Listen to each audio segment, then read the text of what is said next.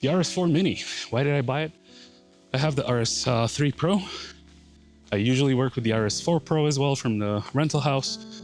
So why did I buy this? Well, for this kind of thing. I've been doing YouTube for a while. I really want to take it seriously and do more content and more stuff. And why I wouldn't bring my RS3 Pro to do this kind of video? I don't know. I thought because this has tracking, it could be interesting. So the tracking is definitely something that is attractive for this gimbal because it's like 110 euros cheaper without the tracking module. And the tracking module is like 79 euros, but is not in stock anywhere. So you're forced to just buy the combo, which is fine. You just pay more money. That's how they get you, isn't it? I think this is aimed at either the creator that wants to buy a really state-of-the-art gimbal that tracks you. I think it says AI in the description or on the box, so it's, you know, super attractive because it's new tech. Oh my God, it's so great. It's gonna do everything for you. Even create non-stupid content, like actually valuable. It's not. It's just another gimbal. It's Teflon coated, so it slides easier.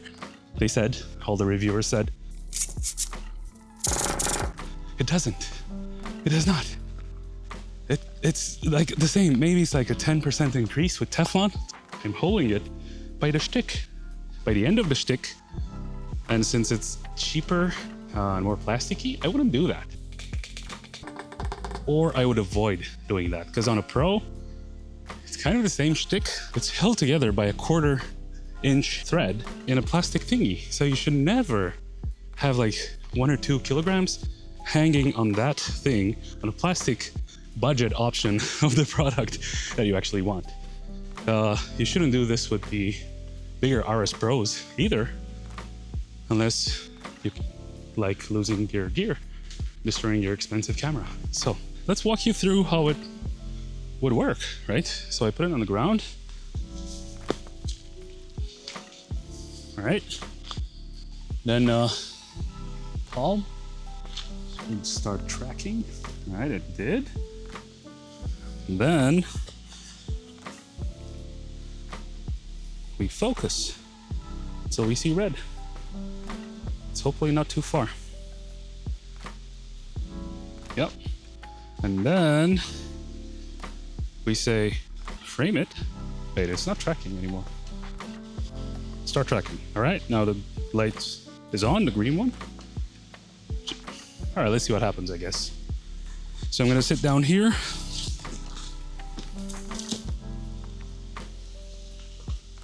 It's not tracking me anymore. Hello? Sir? Right, but it's tracking me in this position. So let's do a reframe. All right, let's get up, reframe. Now it's gonna come down. There you go. Have you ever recorded a bunch of stuff and then thought you were recording and then cried? Leave a comment. Why did I buy this gimbal? Because I'm curious. And I saw these reviews and they kind of look like ads. So you can't really trust what people say on the internet. Neither can you trust what I'm saying. So believe me, I guess, if you want, that I'm doing my best to have like an honest opinion, because I'm so tired of people just selling for these companies, because like I'm gonna get some sponsorships. They're coming up, right? I have some sponsored content, but it's not sponsored. It's like pay for the work of reviewing it, and I'll, you know, if it's absolutely horrible, I'll actually give you your money back and take the product and finito, yeah? I feel like people are just doing pack shots to impress these companies, so hopefully get a sponsorship. And of course, it's nice to make money and live off of your YouTube channel and various social media things, but I'm in no rush. Like, I just wanted to try something that makes this thing easier for me to do. Just have a nice idea and write down a small script or just talking points and come to a nice location and talk to you about it and make a nice video. I do try to make polished videos, but as you know, perfect is the enemy of good. So I am gonna experiment around with just making little videos like this one, where I take you along to show a piece of gear or something. And this, for me, is so great. because you can just put the camera down. Like if you have the Pro, even an RS2, right? It's not comparable. That's a Pro gimbal. Like you can put a C70 with a CP2 on there. I've done it, but this is not that. Like the FX30 barely fits. Not barely, I mean, it's fine, but I tried to put the C70 on it for the sake of this video. Of course, it doesn't fit. I tried to put the FX6 and barely balanced it, but the motors are going crazy. So of course, it's not gonna work. Even stripped down with no battery and just the front cap, it's still, so it's light enough, but it's too big, right? The body is too big for the FX6. So this gimbal is definitely for like ZV types of cameras, Canon R6, I guess, FX3, FX30. A bunch of my friends already wrote on social media like, yeah, I'm using this with the FX2 or the FX3 with the 24-70, and sometimes the motors fail. Now, to me, that's not data that's 100% accurate or like trustworthy, because they don't tell me if they've balanced it, if they're not lazy.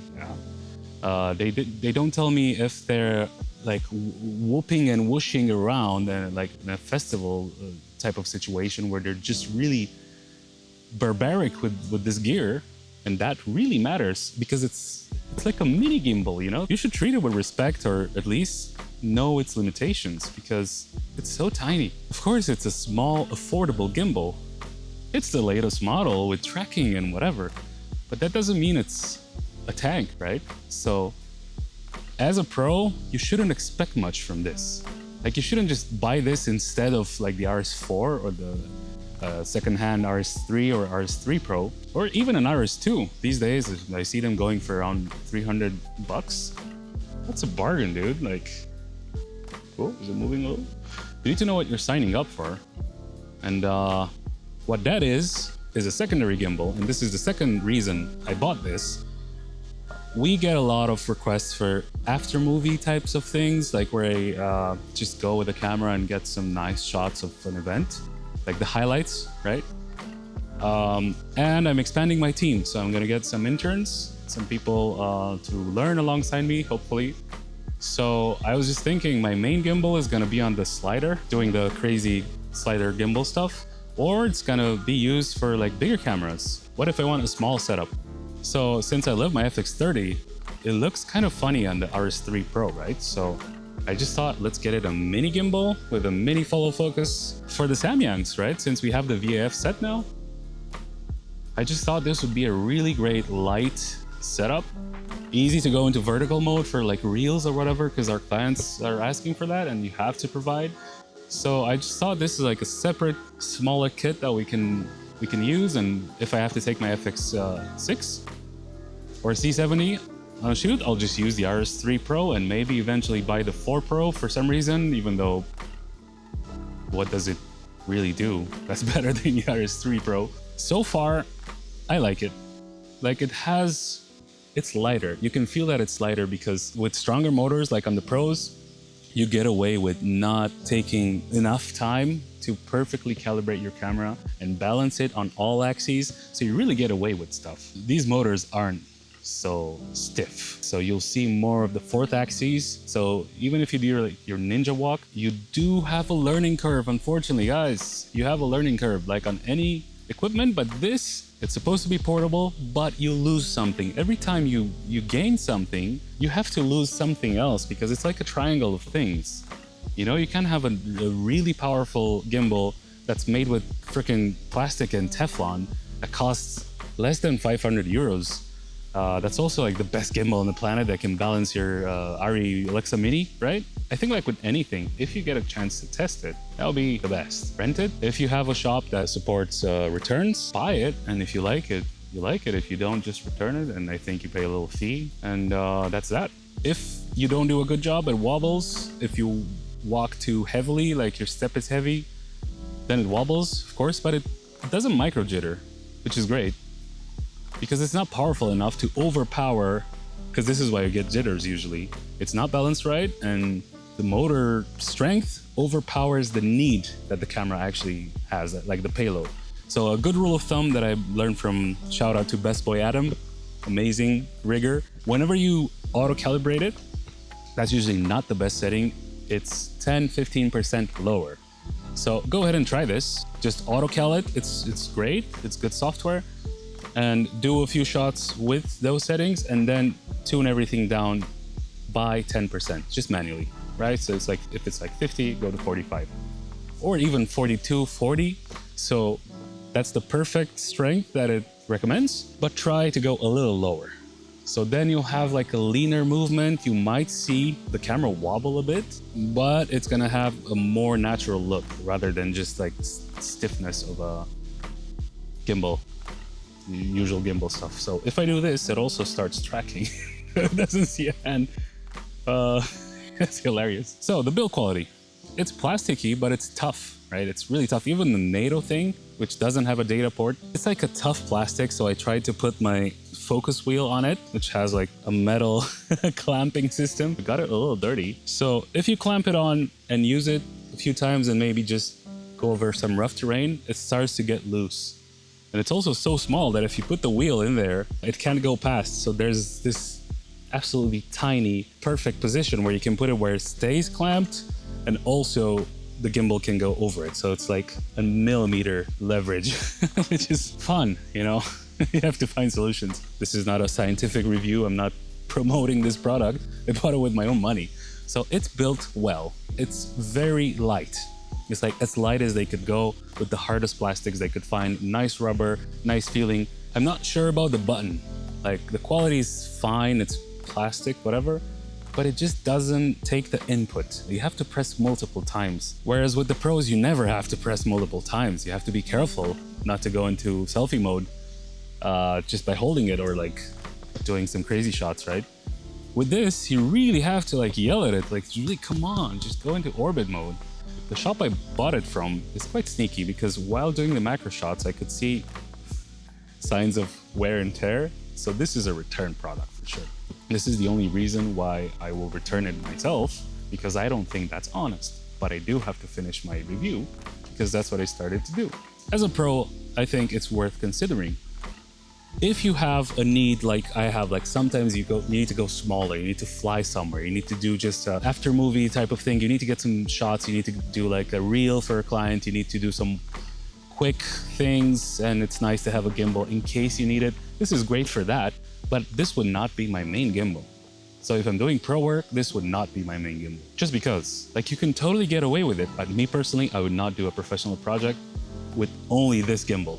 Like, so many things can fail, and already so many people responded to my stories on Instagram that the motors do fail, and it is quite flimsy sometimes. So if you're a beginner, that's fine. But as a pro, like a seasoned professional, this can be a backup or like a second or third gimbal. It has ruler markings on each of the slides, which is great. The Teflon coating, you still have to push. And of course, it makes sense. Like, people should say this. It's fine that it's not slipping and sliding, because that's the point, right? You need fine adjustments to get it balanced perfectly so you don't have jitters and you don't draw motor fatigue and stuff. So the whole point is, like, if you play around, you'll see that just raising it a little bit so you don't have the payload on one tip of like a Teflon coated plastic or aluminum or whatever it is, that's gonna help you move it, push it, or pull on it. And it's the same thing for all the axes. And if you're doing this on a RS4 Pro with like a red or something, like an Alexa Mini, which you totally can, that's a huge payload, right? So moving that, there's no way physically to have that be smooth when you're moving it and adjusting it. So just take your time and do whatever you have to do until it works.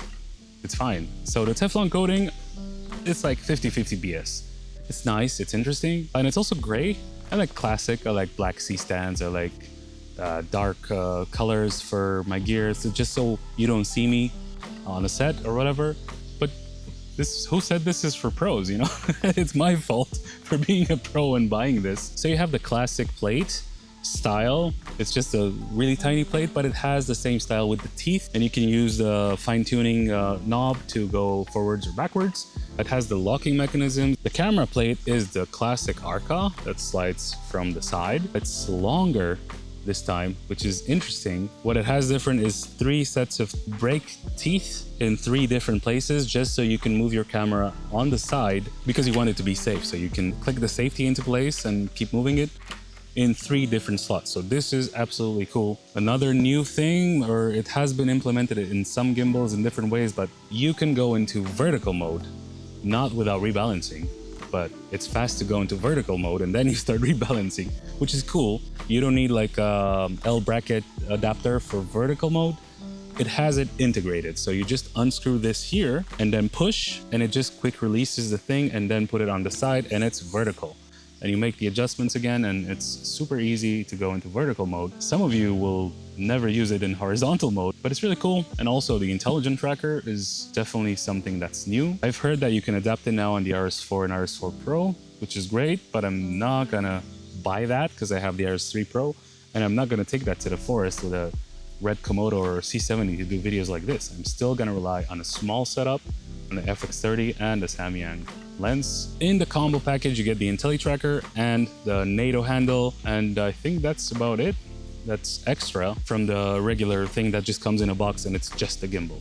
The battery's integrated, so that's all you get.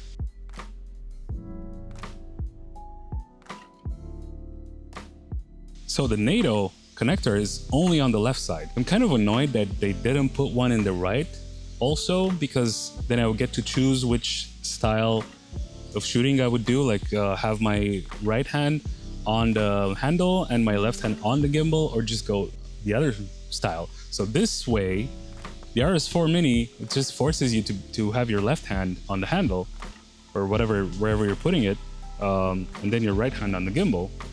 That's kind of annoying, but at the same time, it's not the end of the world. The battery is integrated, so you can't, it makes sense, right? But you can't detach it, which also means you can't change it when it dies, which is kind of annoying, but I guess they're pushing their warranty and extended service thing. But I am with Curtis Judd and the others on this one. Like, you should be able to replace your own batteries. Like, devices that have integrated batteries should have some sort of available parts and a iFixit guide to make them user replaceable. There isn't much you can say about a gimbal, but apparently you can ramble on for 20 minutes about adjacent things. And then you have the base. That's the classic base. It's a little rubbery, it's a little plasticky. It's not metal like the Pro version, but it's really sturdy, so I would trust it. Then you have a screen. It's tiny. For me, I'm wearing glasses, but that's the trade-off, right? You can see the text, it's fine. And also you can do everything in the app as well. It has a classic style menu. What's different is if you slide right, now you get the Intelligent Tracker menu with a bunch of settings. If you slide up, you get the classic settings and camera control and phone control, because there's I think a €50 adapter for a phone, but you can use any Arca Swiss phone holder, honestly. You don't have to buy theirs. But it's ready to be used with the phone more than the Pro gimbals. So this is like a creator gimbal, right? So you can get the phone version in some shops, depending on your country. And then you have the controls that you care about most, just the responsiveness of the gimbal and like screen brightness. You have the modes toggle on the right. You also have a toggle on the left side, which lets you set what the joystick does. So if you're connecting it to a camera with a lens that has zoom, like servo zoom, you can zoom in with that, which is really cool. Or you can choose to have it work regularly as a gimbal joystick, so you do your framing with it. This is what friends are for. I found a Samyang pancake lens, a 35mm 2.8. It's interesting, so now we can properly test out the tracking functions. So this is on slow, but let's say I want to tell you guys something for my YouTube channel. It's a small video, and I'm just walking around telling you stuff. Autofocus definitely helps, that's for sure. Let's reframe.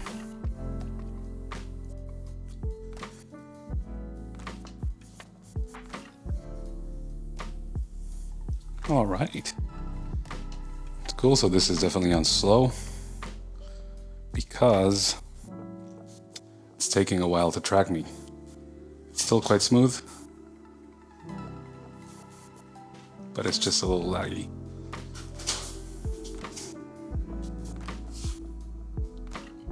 Let's change the settings. Notice it was on medium, now it's on slow. That's truly slow. That's just incredibly slow. Let's see. So this is the slow, so just by taking one step, it's already behind. I mean, it's all smooth and nice, but I think I'm too close. So, stop. Let's try medium again. Yeah, it's a little more snappy. Like, if the person that you're tracking, or, you know, if you're filming yourself, maintains a steady pace, then it's just a little jittery at first, but then I think it's quite usable. See, so like the start could be just a little, yeah. It's compensating. Right, I mean, I don't love the framing, but it doesn't lose me from the frame. So let's see. Ultra. Yeah, this is responsive, right?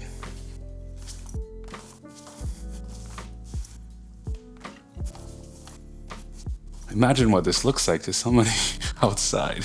Like, what the fuck is going on?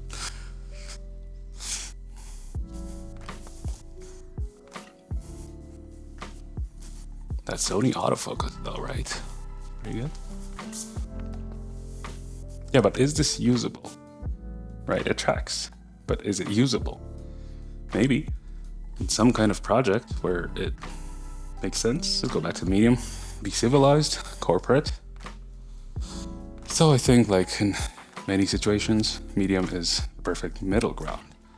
It's neither too snappy nor laggy, delayy, so good. Sorted then. It's still very confusing for me. When I do vlog mode, I'm constantly adjusting framing like I'm used to, but since it's tracking, it's gonna have a harder time tracking and holding the exact framing that I want because I keep going closer or further. Like this is quite far. Tracking is still really weird for vlogging because I'm like compensating, right? You're used to using a gimbal, but if you activate tracking, it'll just do its best to hold you in frame the way you want to frame it. But with walking, it's complicated because this is a long lens. So my arm is fully extended now. And since this is a 35 on the FX30, it becomes a 50. So it's hard to vlog with this. Let me do a ninja walk. So this is a regular person walking and like using a heavy step. And this is like a ninja walk, doing it like a professional. It's an interesting look, not gonna lie. Looks really nice, very creepy. But there's your test footage. Hope you enjoy. Yeah, so this is my friend Jens testing the gimbal for the first time. I told you I would get good footage of somebody who hasn't used it. I believe I said amateur creators, but this is the best I could find. Another pro that hasn't used it yet. So I think this is a good test. Now he's in professional mode, has both his hands on the gimbal. That's the good stuff. Yeah. Dude, that's like the constipated ninja walk. What are you doing?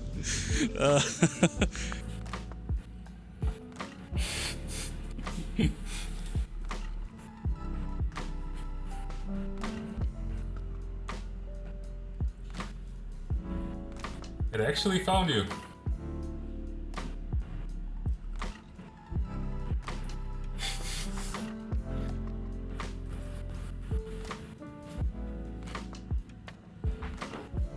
Espresso?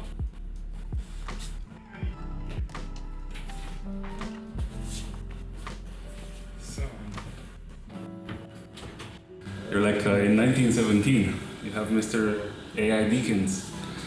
Yes. And then come down here.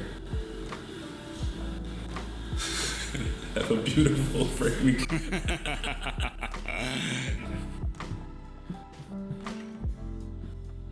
Oh shit, sorry. People got no I'm friends. curious what happens if I'm in your tracking. Wow, dude, it knows you. That's crazy. It just locks on the first person that you said. I thought, no, because he went behind me. Yeah. That's why I lost you a little. Testing. Okay, so pedestrians would work maybe. Sure. Okay, you start.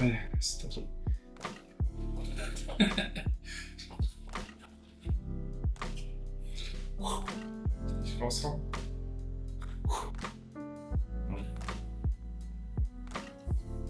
I was confused. I think he lost me. Hey, But he found me back. really? Are you excited? Are you excited? That was it. Hope you enjoyed it. If you like this kind of content, consider subscribing, leaving a comment for the algo. Dude, the gimbal's dead. I'm gonna have to stop the camera by hand, like some sort of savage.